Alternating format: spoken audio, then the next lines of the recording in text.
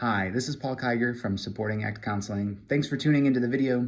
Today I want to talk a little bit about gaslighting. Now this is a term that's become a little bit more popular recently, and I've been hearing some of my clients talk more about it and use it more, but there's some misconceptions about it. So I would like to kind of just give an overview of what it is and some strategies that can help if you think that you're being gaslit by someone.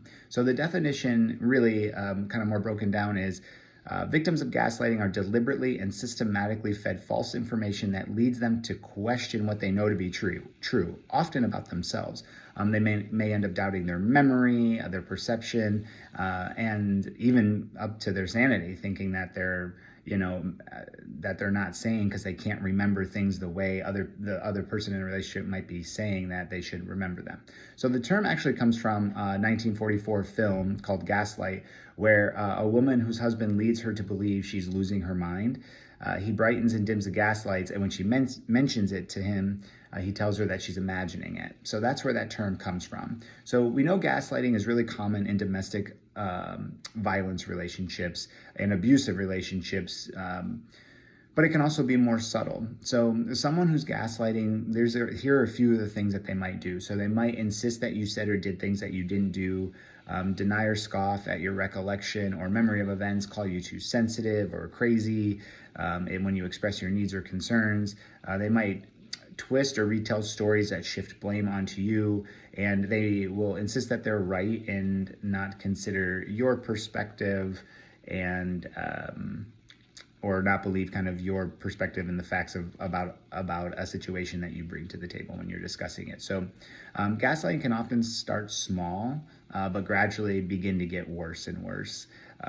It's good that more people are becoming aware of this, and like I said, I'm hearing more of my clients use the word, so it's good that people are becoming aware of it, as it's become kind of more of a buzzword, but I also see people using it in the wrong way. So I described gaslighting a moment ago. That's different than if you're just giving your opinion about something or explaining to someone how you see or interpret something. That's not gaslighting. Now, it can be, and it can get more extreme, but gaslighting is that kind of more systematic approach of denying to someone that what they, lying to them about a situation or changing information, or, they might say like, oh, I didn't come home late that night, even though they did, and maybe even have a record that they did. And so, but saying we got into this, my partner and I, or my spouse and I got into this, conversation, and we were both giving our opinions about it, and he was gaslighting me or she was gaslighting me.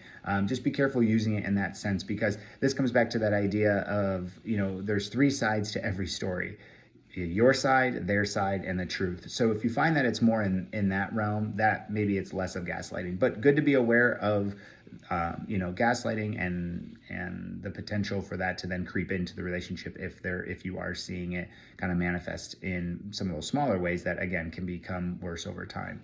So what do you do if you think you're being gaslit? Well, it's always good to have a supportive network of people and loved ones around you who can help. So you can always ask them for their support. They can help you get clarity, provide emotional support. And gaslighting and abuse in relationships is often worse when people are isolated. So having that connection of people can be helpful. Another idea that can be helpful is taking notes. So sometimes taking notes after an event or a conversation can help you remember it better, and then you can come back to that information later as well. Having boundaries can help as well. Now, a rule is you don't yell at me. A boundary is if you yell at me, the conversation is over and I'll walk away.